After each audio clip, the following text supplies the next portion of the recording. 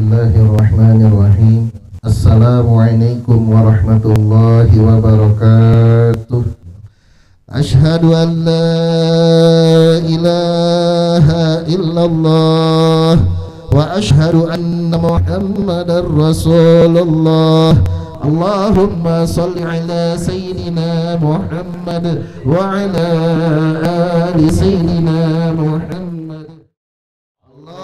Allahumma salli wa sallim wa barik alaihi. Salatum wa salamin ala al-mab'usi bil millah Muhammad ma'ghuzatillah bihaqil ismi ya Allah, bihaqil ismi ya Allah. Ilahi kami min ni'mah birafa'il jadi wal niqmah wa kashfil hammi wal ghumma binailil fadli ya Allah, binailil fadli ya Allah. Ilahi sallimil ummah minal balwa wa min lamma wa min hawli wa min hadma binailil fadli ya Allah, binailil fadli ya Allah. Ya Sayyidi ya Nural Anwar nawwir lana bin nuril abrar ya Syafi'i ya sirral asrar ishfa' lana bi hadril jabbar ya hadidatir ya qaladiyar antal miftah abwabul yasar iftah lana fathaka al-awsar bal ma'na is'alhu al-qahar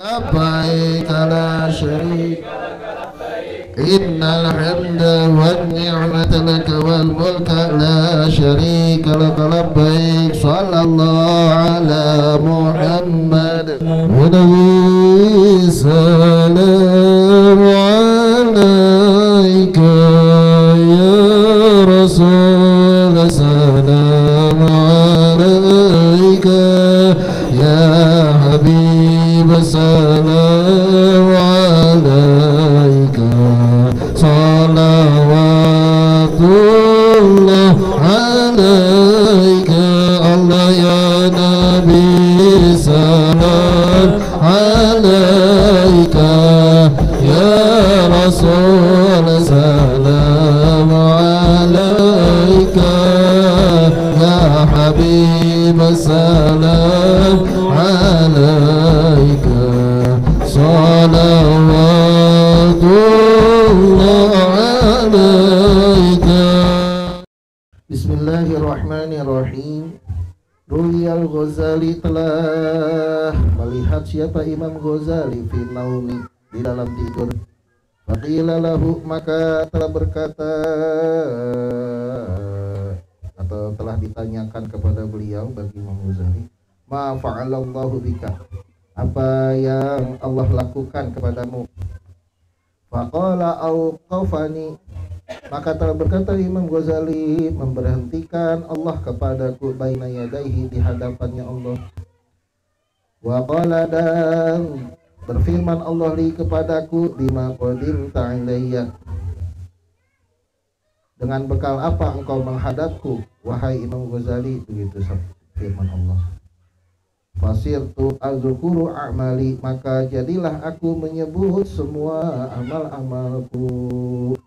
Faqala, maka telah berfirman, lam aqbalha, aku tidak menerima amal-amalnya yang kau sebutkan tadi.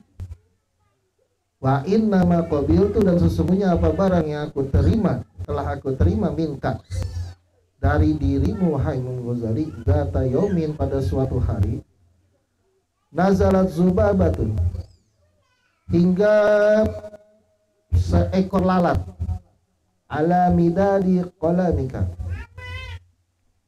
di atas tinta pulpenmu, litashroba minhu, untuk meminum lalat tersebut dari tintamu.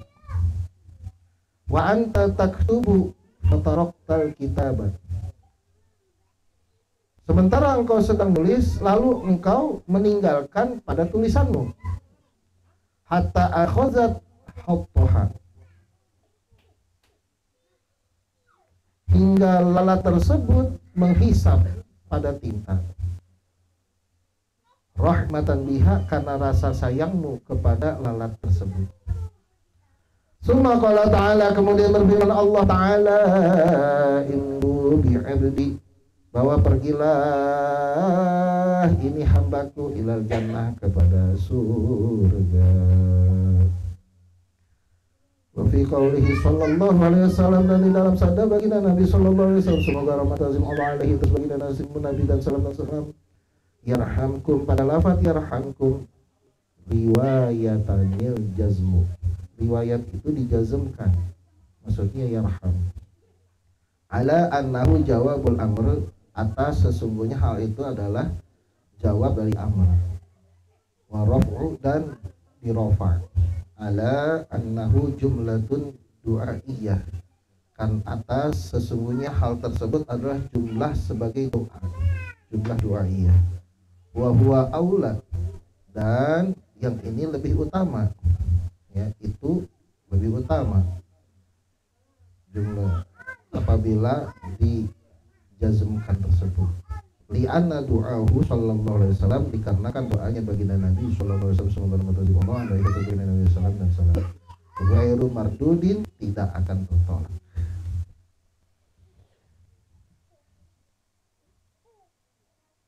Menceritakan tentang seorang imam besar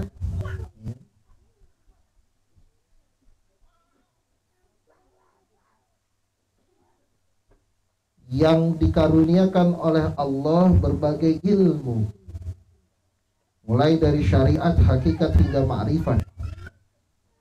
Beliau ulama besar yang banyak menjadi rujukan ulama-ulama Ahlus Sunnah wal Jamaah, yaitu Imam Ghazali. Nah, Imam Ghazali ini banyak menulis kitab-kitab, banyak merumuskan cara-cara agar orang bisa meraih keselamatan dunia wal akhirah, yang rumusan tersebut selalu jitu dipakai oleh para pengikutnya, selalu tepat dan tidak pernah meleset. Apa yang telah beliau tuangkan di dalam tulisan-tulisannya akan selalu berfaedah dan bermanfaat, bahkan sampai sekarang. Imam Ghazali zaman sekarang, jangankan nanti di zaman yang akan datang, di zaman sekarang aja baru ngomong, habis itu udah unfaedah, udah gak berfaedah. Tapi Imam Ghazali ratusan tahun yang lalu beliau menulis, sampai hari ini masih berfaedah. Itu manusia yang bermanfaat, dan manfaatnya sampai sekarang kita rasakan dan diakui oleh para ulama. Itu Imam Ghazali. Begitu dalam keilmuan beliau, begitu luas pengetahuan beliau. Di antara kitab-kitab beliau itu ada namanya Minhajul Abidin yang kita kaji ketika malam Kamis. Banyak kitab-kitab lagi yang fenomenal, Ihya Ulumuddin, itu menghidupkan ilmu-ilmu agama, itu yang fenomenal.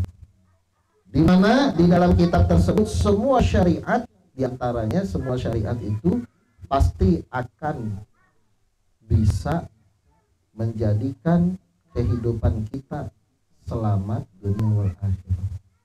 Dirumuskan satu-satu sama beliau. Bagaimana sujud yang benar, kemudian dari sujud itu betul-betul akan menjadi faidah di dalam hidup kita. Nah, itu adanya di kitab Ihya Ulumuddin. Satu-satu dibahas mulai dari ilmu, terus kedalamannya, terus di kitab Ihya Ulumuddin. Dan itu dikaji oleh ulama-ulama besar, dijadikan rujukan, menjadi rujukan perjalanan keselamatan bagi semua yang mengikutinya. Segitu hebatnya Imam Ghazali, segitu dalam pengetahuan begitu, sebegitu luas pengetahuannya Imam Ghazali. Suatu hari Imam Ghazali bermimpi dihadapkan ke hadapan Allah. Wahai Al-Ghazali, apa yang kamu bawa ke hadapanku? Kira-kira begitu. Lalu Imam Ghazali menyebutkan amal-amalnya, ini termasuk ilmunya, termasuk apa yang telah dia berbuat, termasuk pengabdiannya kepada Allah di dalam seluruh kehidupannya. Apa kata Allah? Itu semua tidak aku terima, kata Allah. Semuanya tidak aku terima kecuali satu. Apa itu? Kecuali satu. Apa itu? Suatu hari kamu membiarkan lalat hinggap di tintamu, kemudian engkau biarkan lalat tersebut untuk meminum tintamu, dan engkau tidak mengusirnya, malah engkau berhenti menulis. Menulis. Kenapa? Karena sayangnya, kasih sayangnya Imam Ghazali terhadap lalat tersebut. Dan diterusin nulisnya. Nah, kalau zaman dulu itu pulpennya itu dicolok-colok itu, kemudian ditulis. Kalau sekarang kan udah tinggal nulis doang ya. Kalau zaman dulu ada tempat tintanya diambil. Nah, ketika ada lalat meminum itu, dibiarkan, ditaruh pulpennya, dibiarkan sampai selesai lalat itu akhirnya pergi. Imam Ghazali melakukannya dengan kasih sayang, nggak mengusir itu lalat. Itulah satu-satunya amal ibadah Imam Ghazali yang diterima oleh Allah, yang menyebabkan Imam Ghazali mendapatkan ridho dari Allah Subhanahu wa Ta'ala. Wah, kesimpulannya kalau gitu mendingan kita mah begitu ya. Gak usah ibadah, gak usah pintar-pintar. Gak usah ibadah, gak usah pintar-pintar. Udah gak usah ngusir lalat aja, siapin aja itu tinta. Gak begitu kesimpulan. Kesimpulan dari cerita ini adalah siapa orang yang menyayangi makhluk Allah dengan ikhlas, dengan betul-betul ridho, dia menyayangi makhluk Allah siapapun apapun bentuknya, itu akan mendatangkan kasih sayang Allah kepada dirinya. Tuh. Dari cerita ini dapat kita simpulkan 3 hal. Satu, sebenarnya banyak. Satu, yang pertama, amal ibadah, ilmu yang luas, pengetahuan yang tinggi tidak akan bermanfaat tanpa rasa sayang kepada sesama makhluk. Itu yang pertama. Ibadah yang hebat, ilmu yang tinggi, pengetahuan yang luas tidak akan bermanfaat kalau engkau tidak punya rasa sayang kepada makhluk. Ingat-ingat ini. Makanya wahai para ustadz-ustadz muda, tolong banget tolong. Kalau engkau ingin mengabdi di jalan Allah, munculkan rasa sayangmu kepada umat Rasulullah. Engkau doakan tuh umat Rasulullah. Jangan engkau selalu merasa dizolimin terus. merasa didengkiin sama umat terus. Aduh saya salah mulu bah, saya sholat jamaah diangkat jadi imam, dibilang saya kelamaan sholatnya, ngeganggu makmum. Saya nggak sholat jamaah, dibilangin ustadz apaan kagak sholat jamaah. Saya ikut tahlilan, saya dimusuhin karena takut dia sangka ngambil jobnya ustadz tahlilan yang sebelumnya, gitu ya. Selalu aja kita merasa dihasad, merasa didengki oleh orang lain. Saya udah senyum ke mereka, malah ada yang salah tanggap janda, bahkan saya malah tutup balik. Kalau minta kawin sama saya, bagaimana?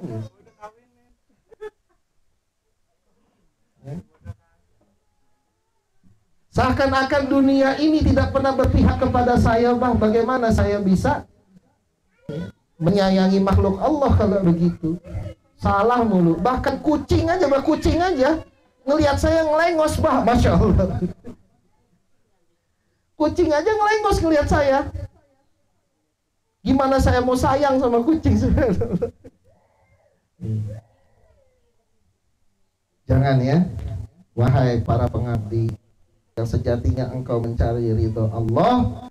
Jangan pedulikan apa yang diperbuat orang lain kepada dirimu. Yang penting engkau melakukannya karena engkau mencari ridho Allah dan Rasulnya. Biarin orang lain menghardikmu, biarkan orang lain membencimu, biarkan orang lain hasad dengki kepadamu. Yang penting engkau lakukan semata-mata karena Allah. Kalau engkau lakukan karena Allah, engkau tidak peduli apa yang dilakukan orang lain kepadamu, kecuali engkau melakukannya untuk mendapat kasih sayang orang saja. Kalau engkau dapat melakukannya hanya untuk mendapatkan perhatian orang, engkau diperhatiin, engkau marah.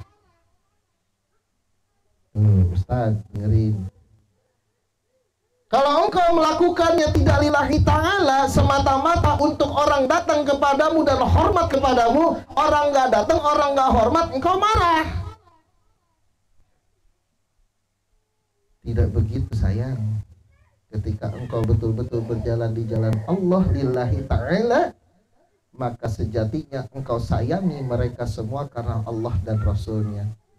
Engkau yakin semua makhluk Allah, hamba-hamba Allah itu adalah ciptaan Allah dan mereka adalah umat Rasulullah, yang dimana mereka wajib engkau sayangi semata-mata untuk mencari ridho Allah, bukan untuk mencari pengakuan dari manusia. Itu yang pertama. Kisah ini semata-mata hanya supaya engkau bisa menyayangi umat Rasulullah, menyayangi hamba Allah dengan sungguh-sungguh. Begitupun suami kepada istri, suami kepada anak, istri kepada suami, anak kepada orang tua. Kalau engkau menyayanginya semata-mata hanya untuk mendapatkan kasih sayang balik dari mereka, maka engkau akan kecewa.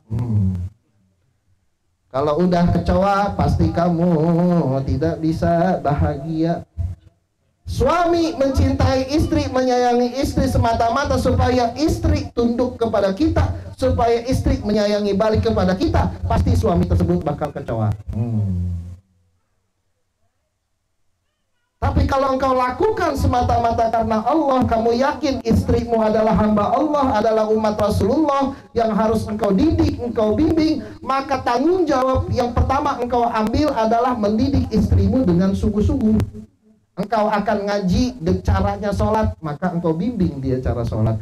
Engkau akan ngaji cara wudhu, maka engkau lihat cara dia wudhu bagaimana. Engkau akan ngaji Fatihah, maka engkau didik dia untuk baca Fatihah yang benar. Engkau akan didik dia untuk baca sholawat setiap hari 1000 kali. Engkau akan didik dia untuk ibadah yang benar. Otomatis kalau dia ibadahnya udah benar, sujudnya udah benar, akan membawa hati yang lembut dan kelakuannya akan diperbaiki oleh Allah. Maka yang akan mendapatkan hasil kebahagiaan bukan hanya yang kau didik, engkau pun akan bahagia melihat perubahan pada istrimu. Jangan harap istrimu bisa tunduk sama kamu kalau kamu sendiri tidak menyayanginya karena Allah. Engkau hanya menyayangi karena hawa nafsumu belaka. Lagi pengen baik nonggeng neng. lagi pengen doang. Tapi giliran lagi baik-baik, bukannya dididik, malah diajak ngobrol ngomongin orang. Terus kamu harapkan istri kamu tunduk sama kamu. Kamu harapkan istri kamu untuk mau beribadah. Kamu harapkan istri kamu untuk taat kepada Allah, kepada Rasul, dan kepada dirimu. Jangan harap, itu mah mimpi. Gitu lagi baik-baik, sini neng, si itu neng, ngomongin orang. Bukannya dididik. Kitanya juga nggak mau ngaji, kitanya juga nggak mau memperbaiki diri. Kitanya berarti tidak menyayangi istri kita lillahi ta'ala. Kita hanya menyayanginya sebagai pemuas hawa nafsu belaka. Atau jangan harap istrimu bisa tunduk sama kamu. Begitupun mendidik anak, begitupun mendidik keluarga kamu semuanya. Nih kunci kebahagiaan rumah tangga. Saya ditanya tadi sama sore-sore, Abah yang ngaji di sini rame. Saya nggak mikir ramenya, beneran. Tanya Rizky, ada orang ngebenerin listrik, nanya ke saya, Bah yang di sini ngajinya rame? Enggak, saya bilang, saya mah nggak mikirin ramenya, nggak mikirin sepinya. Saya mah lebih baik mendidik orang yang mau dididik pelan-pelan dari nol, kemudian dia bisa bahagia di dalam kehidupannya dengan apa yang saya sampaikan perlahan-lahan. Gak perlu rame, gak perlu banyak dihormatin orang, gak perlu. Yang penting dia bisa bahagia mengikuti apa yang saya ajarkan, kemudian dia bisa terapkan di dalam kehidupannya, hidupnya bisa bahagia dunia wal akhirat. Itu yang penting, bukan ramenya orang, enggak. Bukan dihormatin orang, bukan. Semata-mata menyelamatkan umat baginda Nabi Muhammad SAW. Kalau perlu person to person, orang per orang, kalau perlu datang ke sini Bah ngadu. Saya ingat banget dulu Rizky kerja di bawah perusahaan orang lain, dizolimin, gajinya sering telat, giliran lagi ngerjain sesuatu bukan ditempatin untuk alat yang dia kerjakan, malah duitnya ke yang mana-mana segala macam. Akhirnya kerjaannya terbengkalai, gajinya juga terbengkalai, dia merasa dizolimi. Saya suruh baca ini biar tenang, saya suruh baca itu nggak tenang, ya udah nggak usah bikin usaha baru biar engkau bisa melakukan itu. Dan ingat apa yang engkau pelajari dari perusahaan itu. Ketika kamu bikin usaha sendiri, jangan engkau perbuat apa yang engkau lakukan sebagaimana atasanmu dulu melakukan pada dirimu. Perbaiki manajemen kamu. Begitu. Alhamdulillah sekarang udah punya toko sendiri, bahkan udah nikah, bahkan insya Allah mudah-mudahan cepat dapat keturunan lagi. Satu-satu. Kalau mau itu mah bakal saya bimbing. Kalau nggak mau datang ke sini cuma makan dong, juga nggak apa-apa. Dapat pahala saya nggak apa-apa itu mah. Kan niat gak ada yang tahu, saya niat di hati orang gak ada yang tahu. Cuma yang tahu cuma Allah. Tapi kalau mau, saya mah mendingan begitu, ketahuan ada yang mau dibimbing satu-satu, datang ke saya, nggak pernah letih dia mah datang, hampir tiap hari, bahkan sampai sekarang istrinya sering jagain si Amuki, gitu. Jadi apa? Umat Rasulullah Sallallahu Alaihi Wasallam itu adalah umat yang paling dimuliakan oleh Allah.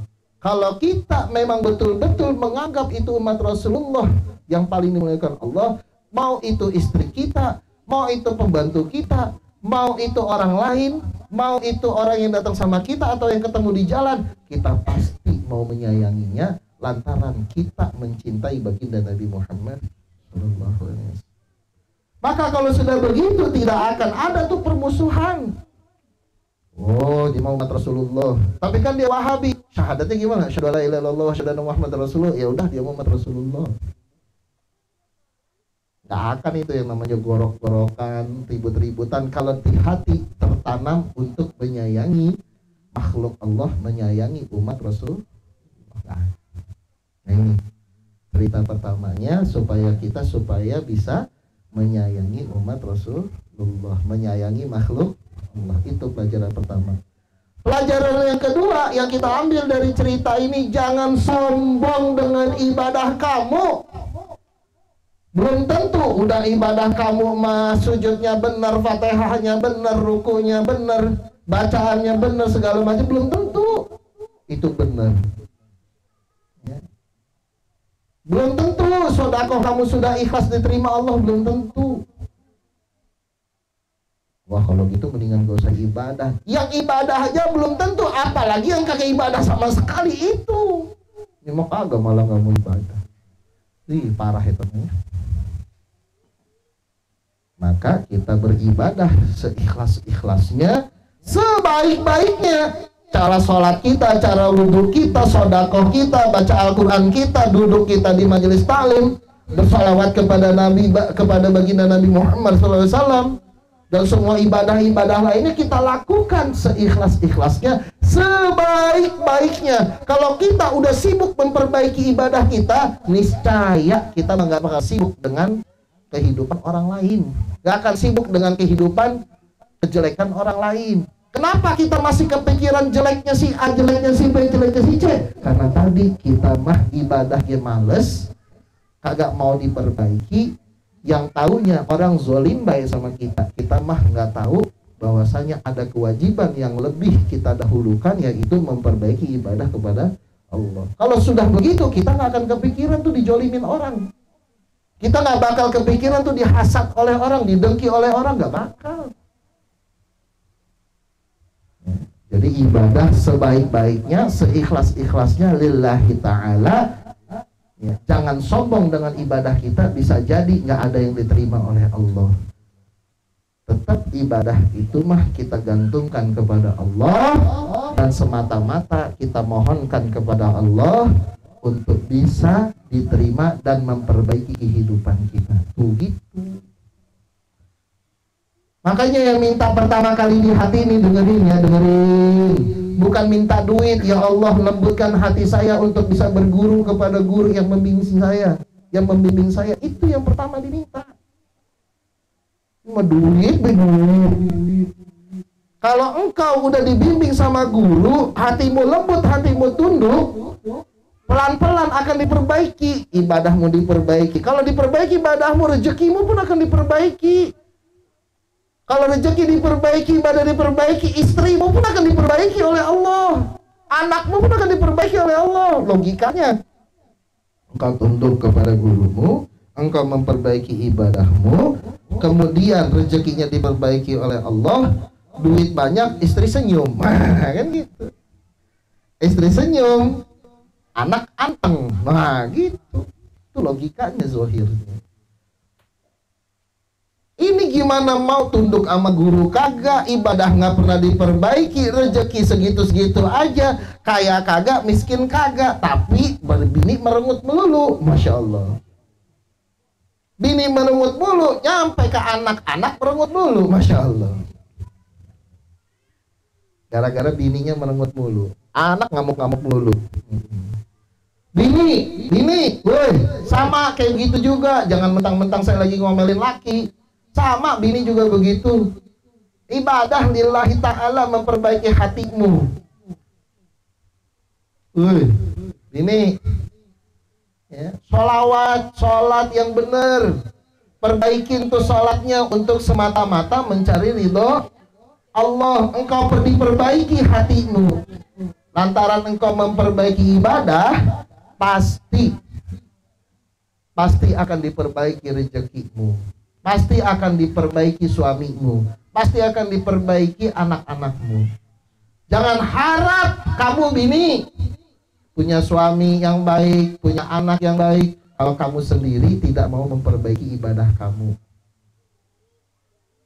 Gimana caranya? Tunduk sama guru, belajar itu sama guru, perbaiki ibadah. Saya udah ibadah, masih begitu juga, berarti ibadah kamu belum diterima. Karena belum diterima, makanya kamunya susah, utangnya banyak, anaknya ngelawan mulu, lakinya merengut melulu. Tuh ingat tuh bini tuh, awalnya adalah harusnya ini ngaji, perbaiki ibadah, perbaiki sholawat. Apalagi lagi head, orang yang lagi head kudu banyak-banyak sholawat. Dia mah puasa kagak boleh, sholat kagak boleh, perempuan ya, kalau lagi head. Satu-satunya cuma zikir kepada Allah. Perbanyak sholawat tuh, sallallahu Muhammad, sallallahu Muhammad, sallallahu Muhammad. Ini semakin kamu tunduk sama suami kamu, semakin akan diperbaiki rezeki kamu. Semakin kamu tunduk sama suami kamu, semakin Allah akan sayang sama kamu. Ini mah sayang sama orang lain, tunduk sama orang lain. Giliran atasannya yang merintah dia tunduk. Giliran Pak RT yang nyuruh dia tunduk. Giliran lakinya yang nyuruh, ogah mamadan, Masya Allah. Parah itu. Gak boleh. Bini dengerin, perempuan ibadah, ntar pada ngambek loh, pada ngomong aja bodoh amat. Ya, ngaji syukur, nggak ngaji ya udah. Yang penting apa bagi abah mah, yang di sini semua benar-benar serius menghadapi kehidupan dengan cara ibadah kepada Allah, bersalat kepada baginda Nabi. Selamat semuanya yang hadir di sini, dunia wal akhirah. Itu yang paling penting. Selamat dunia wal akhirah. Bukan banyaknya jamaah, bukan hebatnya ilmu, bukan ketinggian ilmu kita, keluasan pengetahuan, bukan. Yang paling penting hasil akhirnya adalah selamat dunia wal akhirah. Begitu. Tuh, yang kedua, jangan sombong dengan amal ibadah kita. Jangan sombong dengan ilmu-ilmu kita. Apalagi amal yang kagak belum tentu diterima, ilmu yang dapat cuman semet gitu-gitu, songongnya luar biasa. Masya Allah, itu lebih parah itu. Kesimpulan yang ketiga dari apa cerita ini Imam Ghazali, ya, kalau kita ingin mencintai, kita itu bisa mencintai umat Rasulullah, kita bisa mencintai hamba Allah, maka pasti kita akan dicintai Allah. Maka nih dengerin, awal orang yang harus engkau cintai pertama supaya engkau dicintai Allah, orang tua kamu. Jangan harap Allah cinta sama kamu kalau ada kebencian di hatimu kepada orang tua. Na'udzubillah. Gak bakal. Apalagi sampai nuntut, nanti bakal gua tuntut bapak gua di hadapan Allah. Astagfirullah. Parah itu mah. Parah itu. Orang tua tuh, cintai orang tuamu. Gimana caranya Bah saya bisa mencintai orang tua? Sedangkan kuping saya mah sakit mulu dengar omongan dia. Dia mah gak pernah ngertiin saya. Banyak-banyak doain orang tua kamu yang baik-baik. Doain yang baik-baik. Insya Allah Allah akan lembutkan hati kamu untuk bisa mencintai orang tua. Orang yang kedua yang wajib kita cintai adalah guru kita. Cintai itu guru. Siapapun yang engkau anggap guru, dahulukan apa yang bisa engkau dahulukan kepada dia. Jangan dahulukan diri kamu, ini mah diri kita dulu. Saya ge kurang, bah saya ge kurang. Orang yang gak bisa cinta sama gurunya, kemudian dia tidak mau menanamkan cinta sama gurunya, selalu merasa dirinya saja yang kurang, tidak akan bisa mendapatkan kebahagiaan di dunia maupun di akhirat. Gak akan bisa. Percaya Mas. Saya udah buktiin. Saya bahkan tidak ngasih jajan ke istri saya, tapi saya dahulukan ngasih jajan ke guru saya. Alhamdulillah, hidup saya sampai sekarang belum pernah namanya nggak makan. Kemana-mana alhamdulillah masih ada naik PCX, masih ada naik mobil Sienta. Itu diawali dari cinta kepada guru. Saya sampai sekarang belum bisa ngasih istri saya nafkah.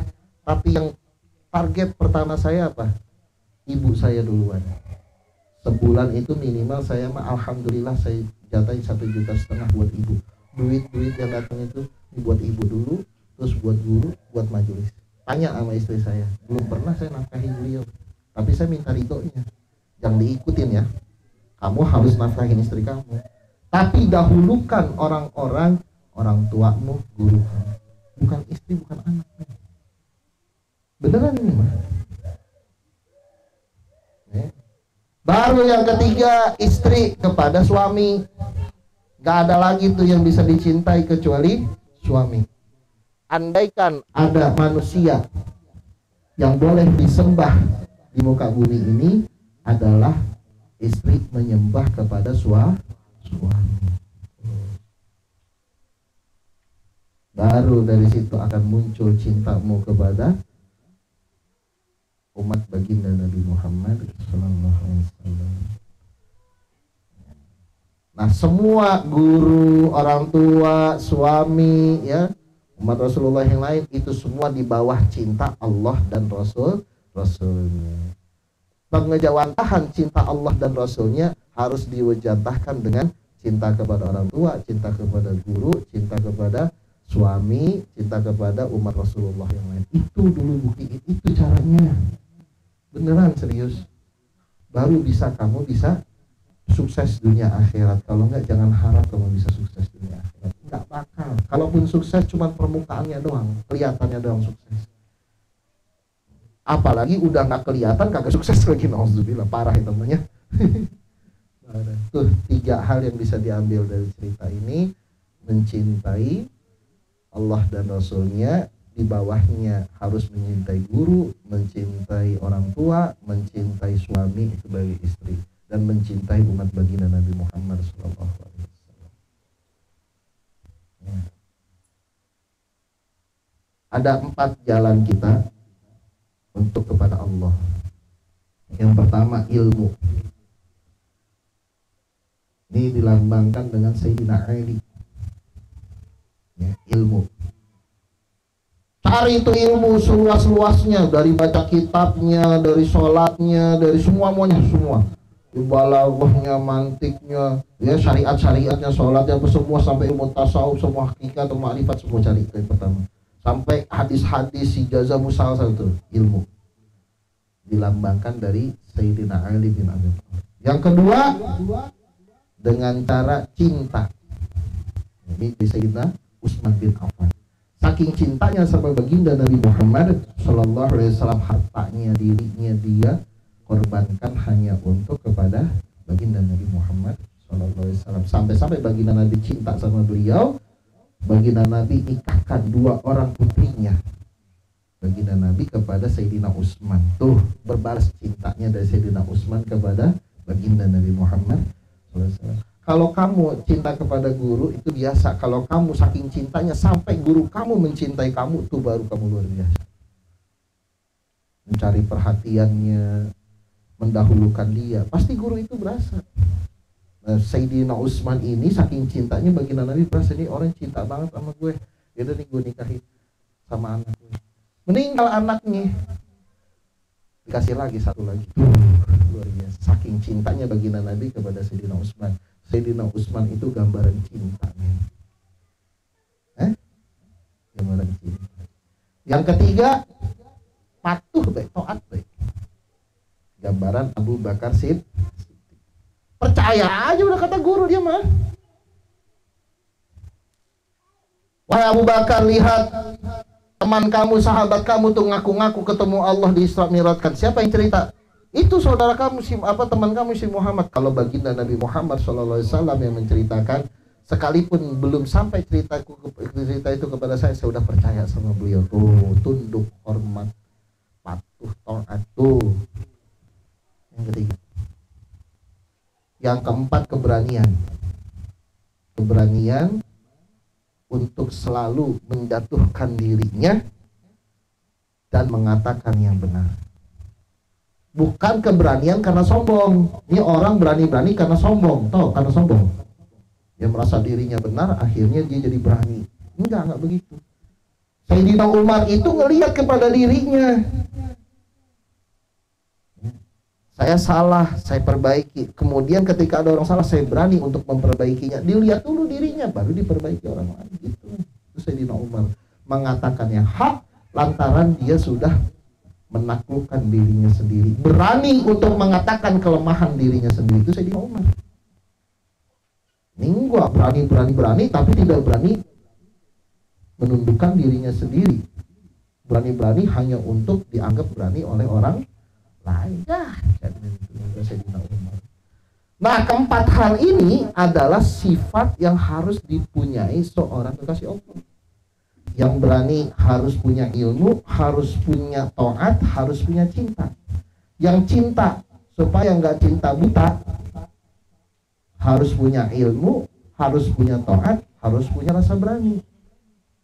Yang ilmu kalau nggak punya cinta, kalau nggak punya taat, kalau nggak punya keberanian, ilmunya cuma jadi teori. Oh gitu. Kesatuannya ada pada baginda Nabi Muhammad sallallahu alaihi wasallam. Tuh, pasti itu.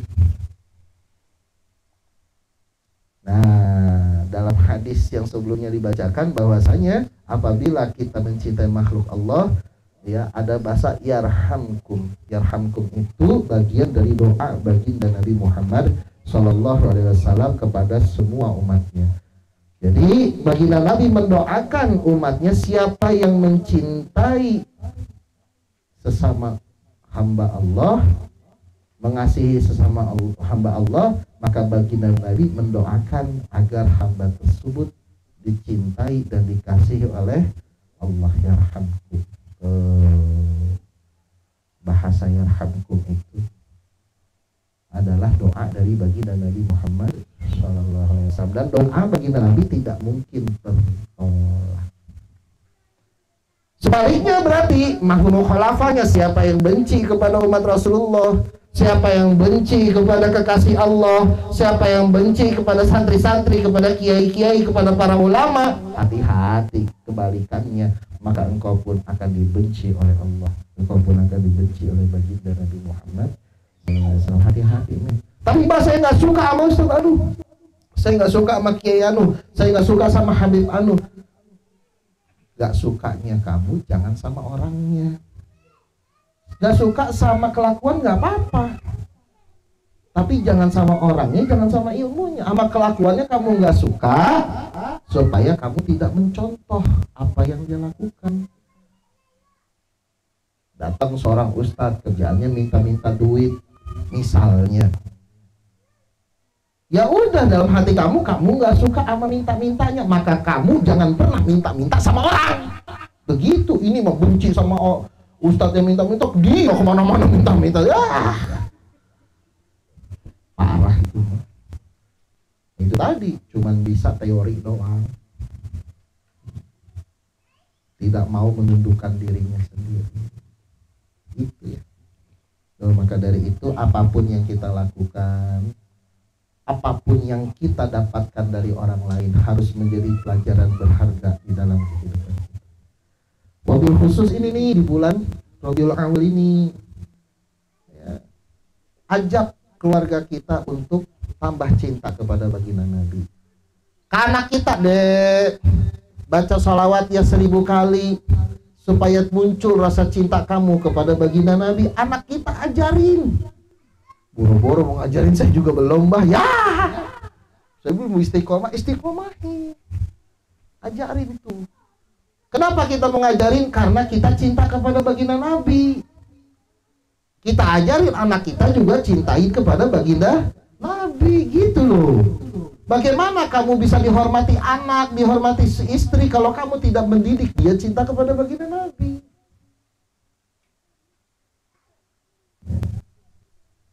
Ini belakangan ini ya, Ustaz Jailani lagi berjuang untuk menghidupkan sholawat ikhozuniyam di JCN. Dipanggil, bantuin datang ke sana supaya makin syiar ini sholawatan. Sholawat guru kita syiarkan. Insyaallah ntar ini Ustaz Sofi abis ini bikin sholawatan di pesantrennya, Ustaz Luki bikin sholawatan di pesantrennya. Santri-santri dikumpulin sini baca. Ya bah, nggak enak sama kiainya suruh kesini, gue nasehatin ntar supaya bacain astagfirullah. Sama kiai takut ente pemegang Quran diberikan oleh Allah, kiai ente itu yang sekarang memperkerjakan ente, CEO ente masih CEO. Itu kan kerja di sana tuh, digaji kan kerja. Masa takut itu ente yang punya CEO di atas CEO, yaitu Allah Subhanahu wa Ta'ala dan baginda Nabi. Ngapain takut syiar agama? Kalau perlu dakwahin ke dia, nih baca sholawat kiai begitu. Karena harus berani ya. Kan tadi Sayyidina Umar lambang keberanian. Gitu. Ajarin tuh santri-santri yang kamu didik untuk baca ikhwazunian. Udah apalagi udah ada 2, ada Andri, ada Sofi. Ya, saya minta nih bulan Rabiul Awal tahun ini dimulai baca ikhwazunian di pesantren kamu. Ya, saya minta. Nanti kalau misalnya minta butuh anak-anak dibantuin yang di sini untuk ikut syiar ke sana supaya terbiasa tuh santri-santri udah biasa, udah dilepas itu syiar. Syiar untuk mencintai baginda Nabi Muhammad SAW, syiar untuk bersolawat, syiar untuk mensyiarkan syariat-syariat agama. Itu juga aluki sama ya solawatan. Udah ada belum aluki di pesantren solawatan ikhwazunian? Belum? Udah? Belum? Bikin mulai Rabiul Awal tahun ini. Malu atuh, masa sejelang bukan murid Abi, ente murid Abi, malu. Mau taruh di mana muka saya? Mensiarkan apa yang disiarkan oleh gurunya. Masya Allah malah orang lain. Ya, tahun ini harus wajib. Kalau masih kenal saya mah, kalau nggak mau kenal saya mah silahkan deh. Ya, masa malu sama orang lain? Demi membawa nama guru mah, di mana-mana itu semua. Syekh Abdul Qadir Jilani, Syekh Abu Hasan Syazili, bahkan Gus Baha itu dibesarkan nama gurunya, maka beliau akan ikut. Gus Baha itu saking mencintai kepada Mbah Maimun diangkat derajatnya. Syekh Abdul Qadir Jilani pun begitu, Syekh Abu Hasan Syazili begitu. Nah, ya, dimulai dari mencintai guru, kita syiarkan nih ilmu-ilmu guru kita. Nggak usah takut, nggak usah dibilang kolot, nggak usah takut dibilang apa kuno, gak usah takut dilarang sama nggak boleh baji apa segala macam, boleh. Kalau perlu ente sholawatin, bayangin mukanya 1000 kali sholawatin, sallallahu alaihi wasallam, duduk loh dia dibawa baca sholawat gitu dong. Cuma santri Banten, masya Allah. Ya harus semangat ya mensyiarkan apa yang telah diberikan guru-guru kita, bukan untuk kebanggaan, bukan untuk menyelamatkan umat baginda Nabi Muhammad Sallallahu Alaihi Wasallam. Kecuali ada dalil yang mengharamkan, ya nggak boleh. Nggak ada dalil mengharamkan, berarti kita mewajibkan diri kita untuk mensyiarkan ini salawat ikhwazunian. Ente mensyiarkan salawat, ente akan makin dicintai oleh baginda Nabi. Jangan cuma teori doang. Saya doain umat, doain, siarkan supaya orang bisa salawat, supaya orang bisa dapat ikhwazunian. Kalau perlu bawa 3 orang, 5 orang ke sini dulu ya, sholawatan ke sini, 5 santri, 6 santri sholawatan biar tahu. Kalau emang nggak mau ngundang orang sini ke sana, santrinya bawa ke sini biar terbiasa tiap malam minggu. Jangan pengen selamat sendiri, baik. Selamat sendiri dulu aja, bah. Sembarangan. Syukur-syukur bisa bikin di sana. Mulai nih Rabiul Awal tahun ini harus pada baca ikhwazunian di pesantrennya masing-masing. Kiai-kiai muda nih ya harus semangat untuk bisa mencintai agar dicintai oleh baginda Nabi Muhammad SAW, dicintai oleh Allah, dicintai oleh penduduk langit. Wa min asbabi husnil khotimah wallahu a'lam bishawab. Alhamdulillah telah selesai pengajian kita pada malam hari ini. Semoga apa yang kita kaji bisa bermanfaat untuk kita, kehidupan dunia maupun di akhirah. Amin ya rabbal alamin. Ya, jangan menyerah, jangan gampang putus asa dalam hidup ini. Semua hidup ini akan jadi masalah kalau kita jadi masalah. Tapi semua hidup ini akan menjadi pelajaran kalau kita bisa mengambil hikmah. Bagaimana supaya bisa mengambil hikmah? Dekat-dekat sama orang-orang yang bisa memberikan nasihat agar kita menjadi orang yang bisa mengambil hikmah dari pelajaran kehidupan kita. Jangan jauh-jauh dari majelis, jangan jauh-jauh dari ulama, jangan jauh-jauh dari tuntunan agama. Jangan merasa benar terus, diri kita ini penuh dengan kesalahan. Nih di bulan Rabiul Awal ini mengemis cinta kepada baginda Nabi lebih baik daripada engkau mengemis cinta kepada makhluk yang lainnya. Karena yang paling pantas untuk dicintai adalah baginda Nabi Muhammad sallallahu alaihi wasallam. Pengumuman yang pertama, malam ini terakhir pendaftaran untuk ikut Maulid ke Labuan. Yang terakhir nih. Ya, kalau biasa malam ini nggak daftar berarti dia udah dipastikan nggak ikut, itu yang pertama. Yang kedua,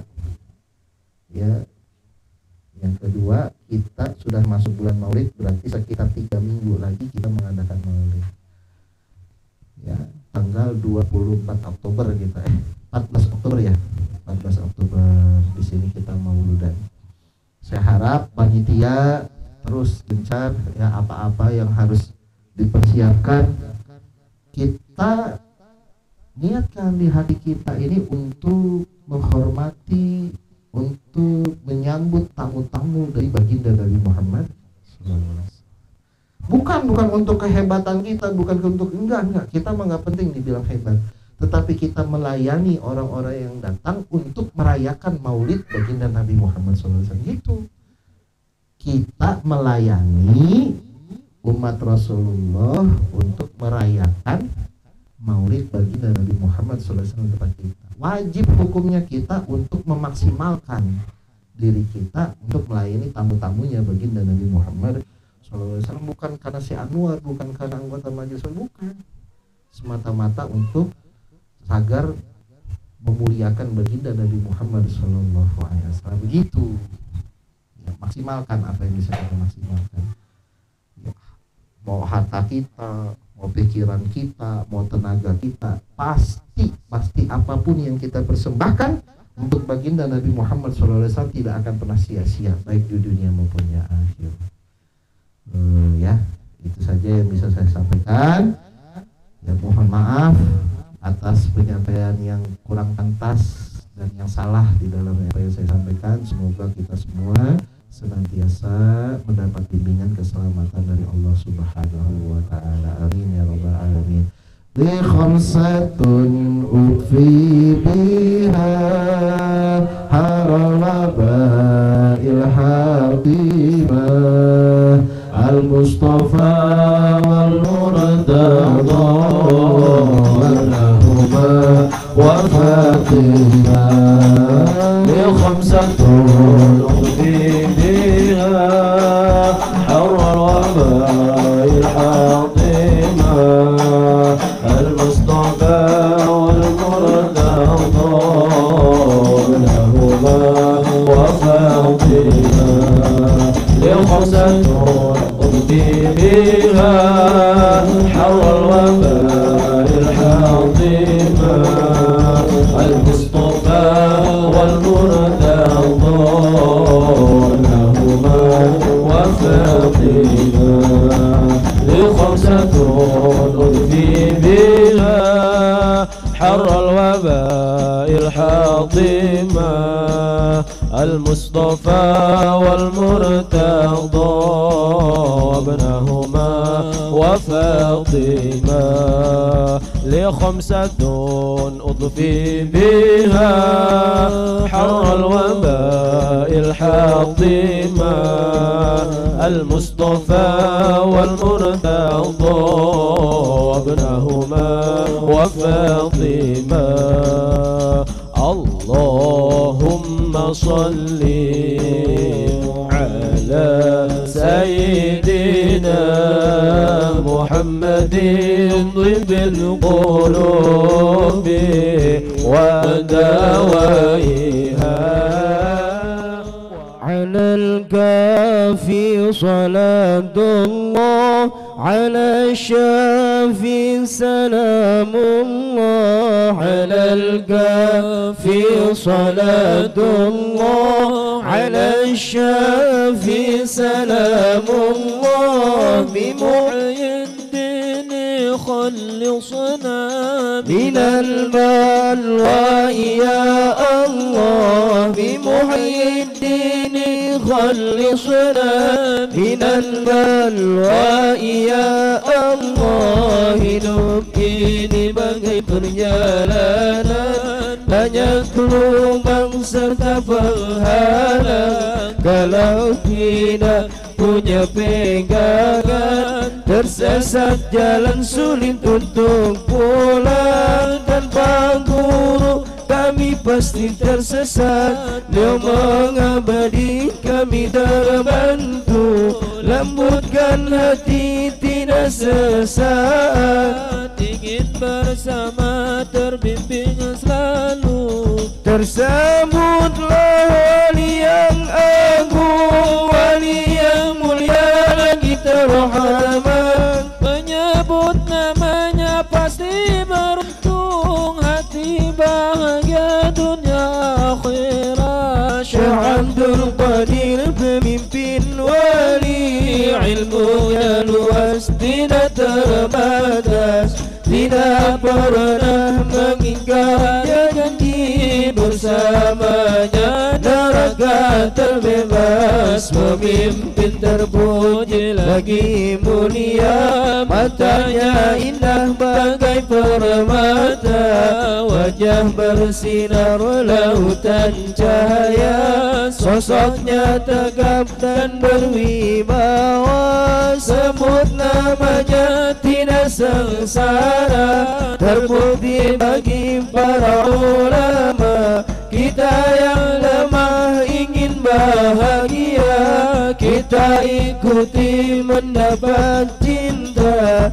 Ilmunya tinggi menjulang langit, Tuan Sayyidi lautan hikmah. Yang mengikuti takkan pernah sulit, hidup bahagia takkan resah. Sejak kecil sudah mengembara, mencari ilmu tujuan hidupnya. Kejujuran adalah akhlaknya, berampok tunduk dibimbingnya.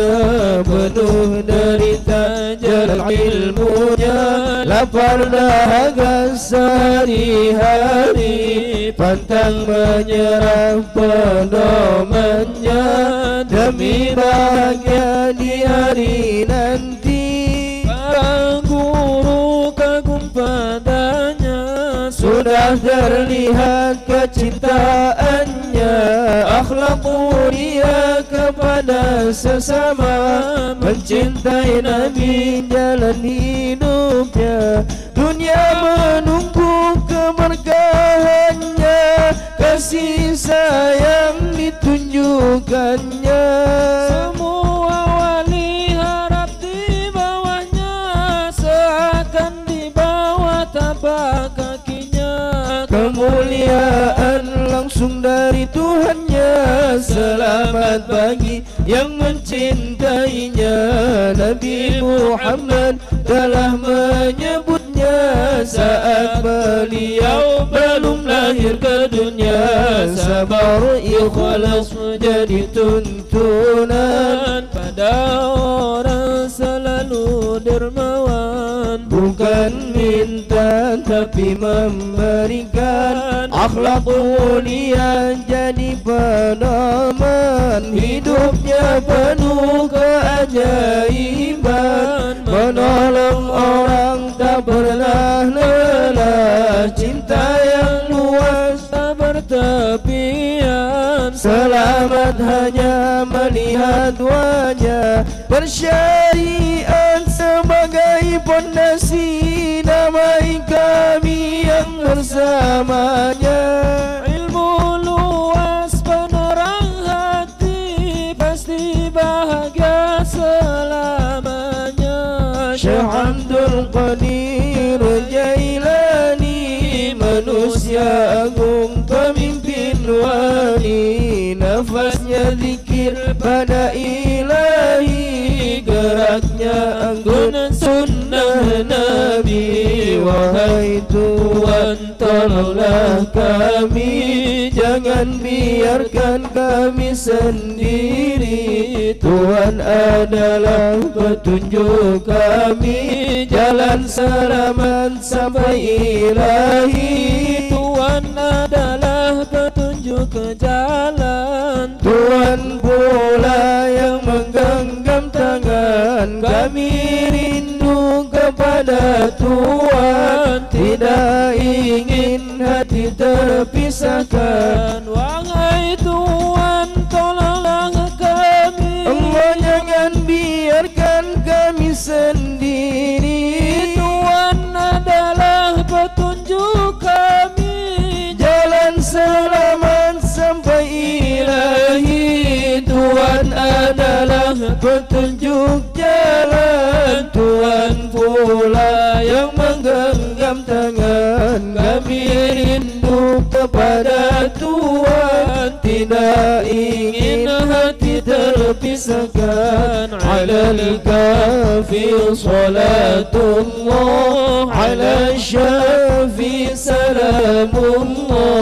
Alal kafi salatullah, ala syafi salamullah. Bimuhyi dini khallisna minal malwa'i ya Allah. Bimuhyi dini khallisna minal malwa'i ya Allah. Allahumma salli wa sallim wa barik alaihi wa ala alihi. Mohon maaf lahir batin. Assalamualaikum warahmatullahi wabarakatuh.